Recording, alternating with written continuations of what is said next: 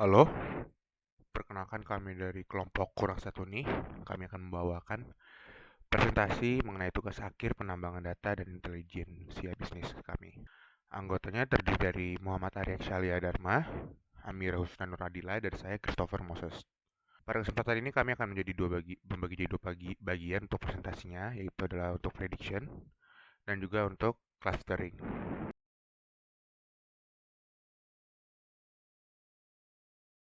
Oke, untuk deskripsi data yang akan ada pada prediction ini, kami menggunakan salah satu dataset yang ada pada kelompok kami, yaitu adalah Lab 4. Tugas salah satu dari tugas kelompok salah satu rekan kami.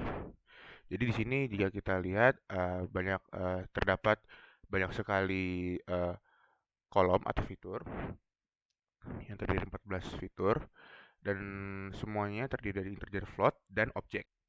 Nah, untuk data preparation itu kami mempersiapkan raw data menjadi data yang siap untuk diolah. Dari 29.450 barisan 12 kolom, kami melakukan preparation berupa input yang tidak sesuai, kami bersihkan, dan juga null values, outlier, dan tipe data yang salah. Oleh karena itu diperlukan data preparation agar bisnisnya dapat lebih terprediksi penjualannya. Variabel yang akan kami gunakan ada 3 jenis, yaitu ada variabel target, yaitu harga, dan juga variabel yang tidak kami gunakan, yaitu adalah alamat, kategori harga, kategori luas, dan total ruangan. Prediktornya itu terdiri dari variabel diposting oleh, sedang pembangunan, disetujui pemerintah, tipe A atau tipe B, persegi, siap pindah, dijual kembali, longitude, dan latitude. Pada kesempatan kali ini, kami menggunakan 3 algoritma untuk melakukan regression. Yang pertama adalah multiple linear regression, yang dimana itu kami menggunakan beberapa variabel prediktor continue dan akan memprediksi salah satu variabel dependent. Dan juga untuk random forest regressor, yaitu adalah seperti modal supervised learning yang menggunakan ensemble learning untuk regresi dan tidak dipengaruhi oleh outlier. Dan selanjutnya adalah k-nearest regressor, yang dimana hal ini mirip sekali dengan KNN atau k-nearest neckbore, yang dimana tujuannya itu untuk memprediksi nilai kontinu. Sedangkan kalau KNN itu kategori. Untuk langkah pengerjaan kami membagi menjadi 10 bagian, yaitu terdiri dari import libraries, membaca file dataset, menampilkan data, menampilkan dimensi data yang pertama, memilih variabel, dan menampilkan dimensi data yang telah di preparation, dan juga melakukan uji pemodelan dari multiple linear regression, k-nearest regressor, random forest regressor, dan akan memprediksi harga pada dataset yang sudah diberikan pada tugas kali ini. Selanjutnya untuk import libraries, di sini kami menggunakan pastinya Panda, NumPy, Matplotlib, dan Seaborn sebagai untuk visualisasi dari heatmap yang nanti akan kami tunjukkan, sklearn dan SciPy, dan juga ada Mat. Dan untuk langkah pertama kami akan membaca file dataset yang sudah ada, yaitu file dataset yang sudah saya sebutkan, yaitu adalah lab 4 2006 53825 amirahusnanurahadila.csv. Nah, setelah itu kita akan menampilkan dulu datanya untuk mendapatkan insight seperti apa datanya sekarang dan mengambilkan mungkin di sini kita bisa memasukkan di program kita df saja untuk melihat baris-barisnya, tapi di sini kami memberikan contoh df.head dan def.tail, yang dimana head itu untuk melihat atasnya dan tail itu untuk melihat data yang ada pada paling bawah row itu. Dan di sini kita lihat bahwa ada 21.558 kali 14 kolom. Nah, pada kesempatan kali ini kami akan mendrop beberapa variabel, yaitu adalah alamat, kategori luas, dan kategori harga. Kenapa? Karena pada sebelumnya alamat ini sudah diwakili oleh longitude dan latitude, yang dimana kami menggunakan sebuah library, yaitu adalah GeoPy, yang dimana itu kita bisa memprediksi alamat berdasarkan longitude dan latitude. Dan juga kategori luas kami drop karena sudah ada luas persegi, dan juga kategori harga sudah ada harga. Jadi pada dataset sebelumnya itu kami masukkan kategori luas dan kategori harga itu karena untuk membandingkan bagaimana mungkin untuk tipe data yang bukan kontinu untuk diprediksi. Selanjutnya untuk pemilihan variabel ini kami juga menggunakan heatmap yang beralasan itu adalah supaya kalau kita menemukan sebuah korelasi yang tinggi untuk mengurangi redundansi, maka korelasi yang tinggi tersebut kita harus drop salah satu variabelnya. Contoh seperti yang kita lihat di sini, kita menggunakan heatmap dengan warna viridis ya.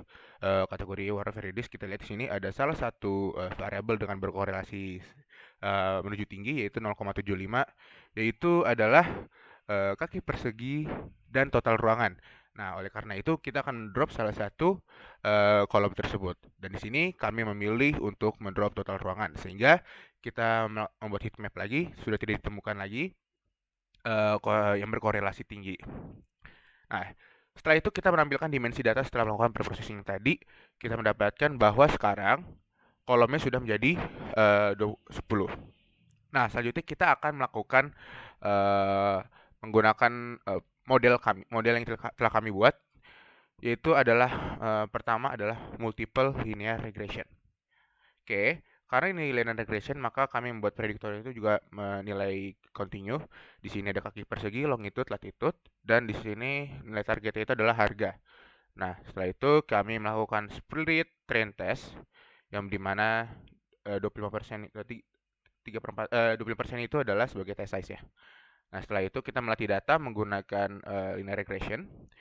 Setelah itu kita prediksi nilai X test yang telah di-split tadi, dan kita akan mendapatkan yield linear predict berdasarkan X test yang sudah dibuat tadi. Dan juga setelah itu kita akan melakukan komparasi antara Y test yang sudah di-split dengan Y linear predict, sehingga kita mendapatkan nilai mean square error, mean absolute error, terus root mean square error, dan juga R square. Yang kita bisa lihat di sini, contoh dari mean square error terdapat 1114, mean absolute error 25, root mean squared errornya itu adalah 33 dan R square-nya itu 0,21. Selanjutnya untuk k-nearest regressor, metode ini mirip sekali dengan KNN ya teman-teman ya. Di sini kita akan memisahkan prediktor dan target. Nah, untuk kali ini kita menggunakan memisahkan itu target sebagai harga, kita pisahkan menjadi label KNR, dan juga di sini kami memisahkan juga fitur-fitur yang sebagai prediktornya. Jadi kita hanya mendrop saja harga dan kita assign ke prediktor KNR-nya. Nah, kita split lagi. Split yang dimana dengan nilai X itu sebagai prediktor KNR, dan nilai Y itu adalah label KNR, dan trend size ini cukup besar, 75%. Nah, di sini kita melatih data dengan parameter neighbors sama dengan 5. Dan terus kita predik menggunakan X-test yang telah kami pisahkan tadi, split. Setelah itu kami bandingkan Y-test dengan Y-predik KNR dengan metode yang sama, karena ini sebuah nilai continue, jadi kita menggunakan MSE, MAE, RMSE, dan R-square. Selanjutnya adalah random forest regressor. Kita bisa lihat di sini, kita misalkan lagi antara predictor dan targetnya. Dan juga kita menggunakan split train dan testnya. Dan juga 25% sini contoh sebagai test size-nya dari jumlah data. Selanjutnya kita melatih lagi menggunakan random forest regressor dan didapatkan berikut MSE, MAR, RMSE, dan R-square-nya. Selanjutnya kita perlu melakukan prediksi menggunakan dataset yang sudah diberikan pada soal. Nah, pertama itu karena pada soal itu belum di-encode, yaitu pada kolom tipe A atau tipe B dan diposting oleh karena itu kita perlu me-encode-nya dulu, yang dikarenakan supaya nanti memprediksinya sama dengan seperti dataset yang sebelumnya. Jadi itu tidak ada perbedaan gitu untuk fitur-fiturnya nanti buat prediksi, jadi tidak ada yang salah gitu kan.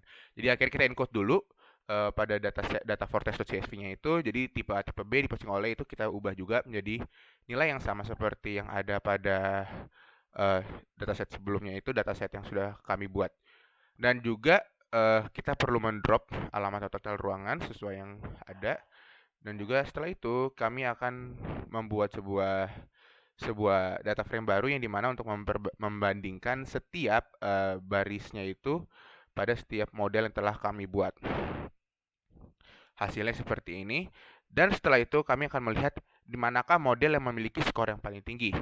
Ya, untuk skornya saya akan bacakan: linear regression 0,21, k-nearest regressor 0,35, dan random forest regressor sebesar 0,58. Dan di sini kami memilih untuk mendrop total ruangan, sehingga kita membuat heat map lagi, sudah tidak ditemukan lagi yang berkorelasi tinggi. Setelah itu kita menampilkan dimensi data setelah melakukan preprocessing tadi, kita mendapatkan bahwa sekarang kolomnya sudah menjadi 10.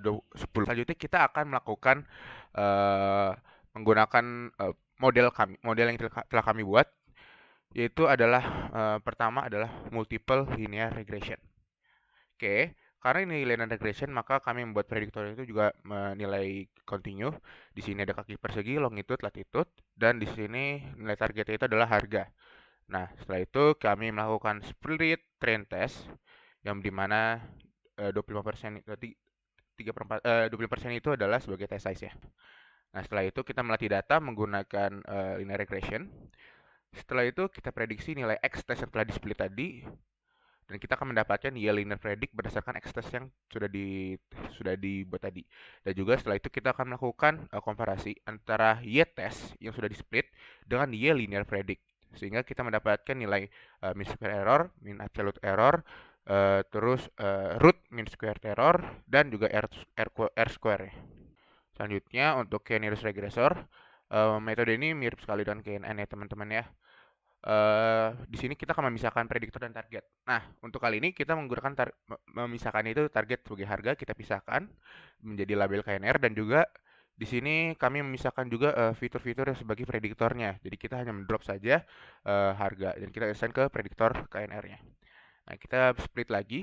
Split yang dimana dengan nilai X itu sebagai prediktor KNR, dan nilai Y itu adalah label KNR, dan trend size itu cukup besar, 75%. Nah, di sini kita melatih data dengan parameter neighborsnya sama dengan 5. Dan terus kita predik menggunakan X-test yang telah kami pisahkan tadi, split. Setelah itu kami bandingkan Y-test dengan Y-predik KNR dengan metode yang sama, karena ini sebuah nilai continue, jadi kita menggunakan MSE, MAE, RMSE, dan R-square. Selanjutnya adalah random forest regressor. Kita bisa lihat di sini, kita misalkan lagi antara predictor dan targetnya. Dan juga kita menggunakan split train dan testnya. Dan juga 25% sini contoh sebagai test size-nya dari jumlah data. Selanjutnya kita melatih lagi menggunakan random forest regressor dan didapatkan berikut MSE, MAR, RMSE, dan R-square. Selanjutnya kita perlu melakukan prediksi menggunakan dataset yang sudah diberikan pada soal. Nah, pertama itu karena pada soal itu belum di-encode, yaitu pada kolom tipe A atau tipe B dan diposting oleh karena itu kita perlu me-encode-nya dulu, yang dikarenakan supaya nanti memprediksinya sama dengan seperti dataset yang sebelumnya. Jadi itu tidak ada perbedaan gitu untuk fitur-fiturnya nanti buat prediksi, jadi tidak ada yang salah gitu kan. Jadi akhirnya kita encode dulu pada data foretest.csv-nya itu, jadi tipe A tipe B diposting oleh itu kita ubah juga menjadi nilai yang sama seperti yang ada pada dataset sebelumnya, itu dataset yang sudah kami buat. Dan juga kita perlu mendrop alamat atau total ruangan sesuai yang ada. Kami akan membuat data frame baru yang dimana akan memisahkan dari baris-baris tersebut untuk masing-masing pemodelan, dan didapatkan bahwa linear regression sebesar 0,21, k-nearest regressor 0,35, dan random forest regressor sebesar 0,68. Berdasarkan langkah-langkah yang telah dilakukan sebelumnya, dapat disimpulkan bahwa model prediksi yang menggunakan algoritma random forest regressor merupakan model dengan akurasi terbaik untuk memprediksi harga dibandingkan dengan multiple linear regression dan k-nearest regressor dengan R-square sebesar 0,68. Bagian berikutnya adalah clustering menggunakan kumpulan dataset pesanan produk. Latar belakang dilakukannya clustering adalah bisnis yang didirikan oleh Via dan Philip sejak tahun 2020 mengalami perkembangan yang pesat dalam waktu singkat, sehingga Via dan Philip mulai kewalahan dalam mengelola komoditas yang semakin luas. Oleh karena itu, Via dan Philip membutuhkan pola untuk memahami pesanan dan komoditas yang mereka jual. Berdasarkan hal tersebut, diketahui bahwa Via dan Philip perlu melakukan clustering agar bisnisnya lebih scalable dan terspesialisasi. Berikut merupakan deskripsi data dari dataset pesanan.csv yang terdiri dari kolom ID produk dengan tipe data integer, merek dengan tipe data integer, fitur 1 hingga fitur 5 dengan tipe data integer, dan daftar kategori bertipe array yang berisi data dengan tipe integer. Selanjutnya yaitu deskripsi data untuk tabel kategori.csv dan pesanan.csv. Pada tabel kategori.csv terdiri dari kolom kategori sebagai identifier dengan tipe data integer dan kategori induk yang merupakan parent dari kategori dengan kategori yang lebih umum dari kategori itu sendiri. Selanjutnya yaitu tabel pesanan.csv yang merepresentasikan pesanan dari pengguna yang terdiri dari kolom tanggal dengan tipe date, ID pengguna dengan tipe data integer, dan pesanan dengan tipe data integer. Berikut merupakan flow pada data preparation untuk clustering menggunakan Tableau preparation. Berikut langkah-langkah yang dilakukan pada flow data preparation menggunakan Tableau. Langkah pertama yaitu menggabungkan tabel pesanan dengan tabel produk menggunakan inner join. Selanjutnya yaitu membuang kolom yang tidak diperlukan seperti kolom ID produk, tanggal, dan kategori. Terakhir yaitu merename kolom pesanan menjadi jumlah pesanan agar lebih representatif. Variabel yang digunakan pada clustering kali ini terdiri dari kelima fitur yang akan merepresentasikan karakteristik produk untuk melihat daerah karakteristik produk yang dipesan dan jumlah pesanan yang akan merepresentasikan daerah banyaknya pesanan dari suatu produk. Langkah pengerjaan untuk analisis clustering yang pertama itu adalah kita sambungkan Tableau dengan dataset yang akan dianalisis. Dalam kasus ini yaitu file data pesanan produk prep.csv yang telah melewati data preparation sebelumnya. Langkah berikutnya kita klik tab analysis lalu unchecklist aggregate measures. Langkah yang ketiga, kita perlu mengassign suatu atribut ke columns dan atribut lainnya ke rows untuk menunjukkan grafik visualisasi data points tiap-tiap cluster nantinya. Kami mengassign jumlah pesanan ke columns dan merek ke rows karena ingin mengetahui sekiranya apakah terdapat suatu pola dalam cluster yang dipengaruhi oleh tiap-tiap merek. Langkah berikutnya, klik Analytic Pane dan drag cluster ke view. Lalu langkah kelima, kita masukkan variabel-variabel yang akan digunakan untuk clustering dan pilih jumlah cluster. Variabel yang digunakan adalah yang seperti dijelaskan di slide sebelumnya, yaitu jumlah pesanan fitur 1 hingga fitur 5. Untuk jumlah clusternya sendiri ada 3, karena kami ingin mengetahui produk-produk seperti apakah yang menjual tertinggi, penjualannya rendah, atau yang penjualannya sedang. Berikut adalah visualisasi hasil clustering. Apabila kita lihat dari hasil clustering, lalu menggunakan fitur Describe Clusters, diketahui bahwa data pesanan produk paling banyak masuk ke dalam cluster 2, lalu disusul oleh cluster 3 dan 1. Cluster 2 memiliki jumlah pesanan terbanyak, lalu diikuti oleh cluster 1 dan 3. Informasi-informasi hasil clustering tersebut bermanfaat untuk menentukan produk-produk seperti apa yang memiliki penjualan yang tinggi. Langkah-langkah berikutnya yang kami sarankan dilakukan oleh klien kami adalah pada cluster 1, kita ketahui bahwa jumlah itemnya itu terendah, tetapi penjualannya masih lebih tinggi dibandingkan dengan produk-produk pada cluster 3. Hal ini menunjukkan bahwa produk pada cluster 1 itu memiliki demand yang tinggi, akan tetapi mungkin kurang pada pemasarannya. Oleh karena itu, pada cluster 1, produk-produknya perlu ditingkatkan pemasarannya.